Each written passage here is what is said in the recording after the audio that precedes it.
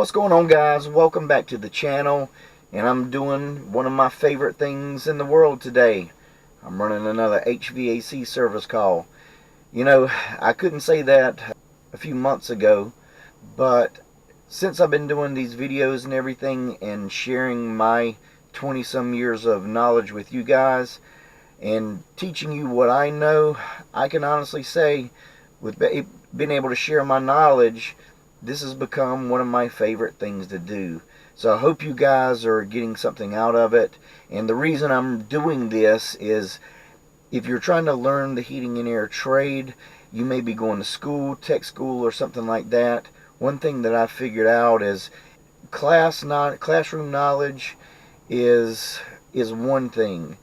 And you can learn a lot of book knowledge and in-class knowledge, but when you get out in the real world doing service calls, it's a little bit different. So my training that I'm trying to give you guys is to do it in the field so you can see this, and hopefully you'll be a step ahead of someone else that doesn't have the opportunity to see this stuff done in real world situations. So I hope you guys are liking the videos. I hope you guys are learning something. I just want to tell you I appreciate you watching. With all that said, we got another HVAC service call, and this morning what we're going to do is we're going to do a condensing fan motor. So I don't think I've done this with you guys before. I've got the motor, just picked it up. We're heading to the customer's house, and I will see you there. Alright guys, we're here at the customer's house. This is the unit we're replacing the condensing motor on. The bearings in this motor had locked up. We had ordered another one. This is our new motor that we're putting on. And what I want to do before we do this, I want to show you always match up your horsepower, your RPMs, and your voltage. Anytime you're replacing a condenser fan motor, this is a factory motor, so I know all of our specifications are correct. One thing I do want you to notice and take note of, and I'll tell you later why, is the amp draw of this motor.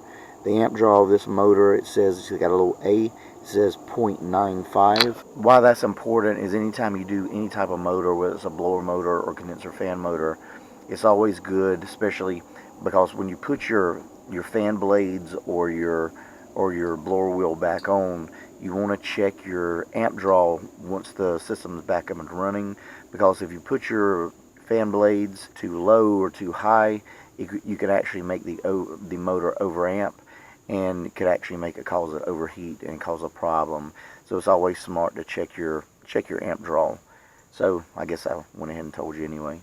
But we'll go ahead and get started. What we need to do first is start taking our screws off.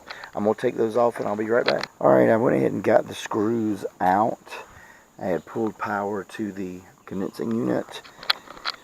What I'm going to do first is an easy way to make sure you wire everything back up correctly. These are my fan wires. What I'll do is I'll just snip these wires. And the reason I do that is when I put my new motor on, I know that my new motor has a black, a yellow, and a brown. When I put the new motor in and run the wires, all I have to do is my wires are still connected up on my circuit board capacitor and everything.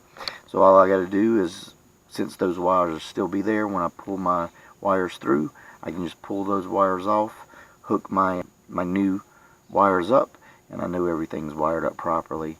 So what we're going to do first, we're going to pull the top off, get it on the ground, and we'll get to putting the new motor in. Okay, I got the new motor on the ground. First thing we're going to do is we're going to pop this little cover off. And as you can see, we've got 4 screws here that hold our fan motor in.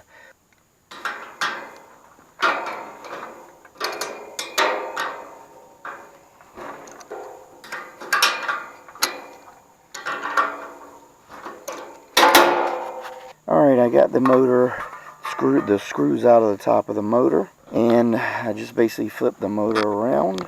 And the next thing that we want to do is remove our set screw from our motor. And it's always good to notice, especially on condenser fan motors, is how where your fan blades are set on the shaft. because you want to set your other, when you put your other motor down, you want to set the other fan blades in the same position. Alright, we got the set screw out.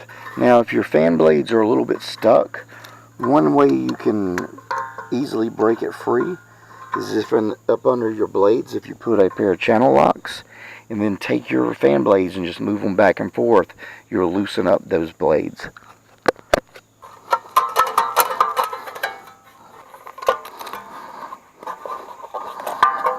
And see, they come loose pretty easily. And you have your little piece of conduit that the wires run through. So let's go ahead and get the other motor, put it down, and start working on it. Alright, I went ahead and got my wires run through my conduit here. Got them pulled out. I set my fan blades back down on my new motor. And you see it's positioned in the same way that the other fan blades were. And what you always want to do is, you've got a little flat spot on your shaft.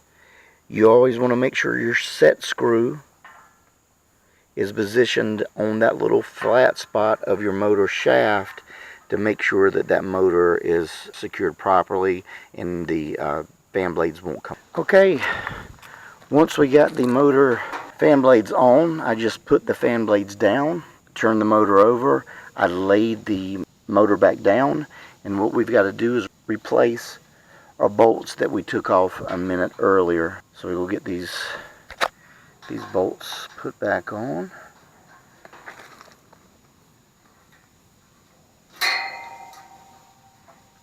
Alright, I got the bolts tightened down. I pulled my conduit from my wire up through my hole here, and now all we just need to do is pop this little cover plate back on. It's got 4 little prongs here. They just go over. A while ago I showed you that, I just clipped the wires to make it easier. So I'll show you here. We got a black wire. That's where it was wired to. We put our black wire back in the same spot.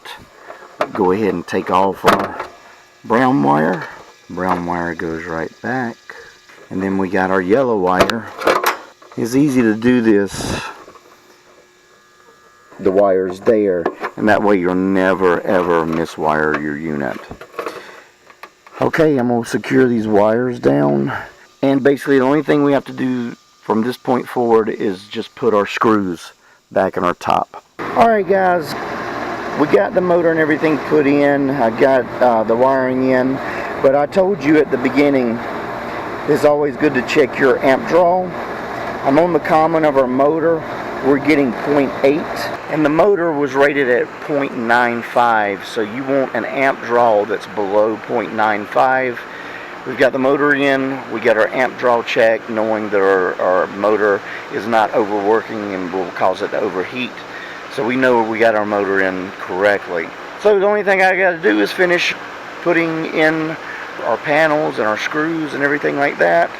So a pretty easy motor, not really much to it. I don't think we've done a condenser fan motor yet. I think this is our first one. We may be doing we'll definitely be doing other condenser fan motors, because I don't want you to think, hey, you're doing the same content over and over. Different motors on different pieces of equipment is always going to be needed. Every service call is unique into itself, and one way a motor may go off on and go back on one unit may be totally different on another. So I'll probably do a lot more condenser fan motors. You'll see that more. But on this type of carrier unit, is pretty easy to do. So if you could do one of these carriers, you may be able to do all of them. Position of the fan blades may be different. So that's why it's always good to check that, your amp draw to make sure everything's good. This wraps up another service call. I appreciate you guys joining me. I hope you're learning something on this. Please like and subscribe my channel. It means so much to me. And as always, I'll see you on the next service call. Bye guys.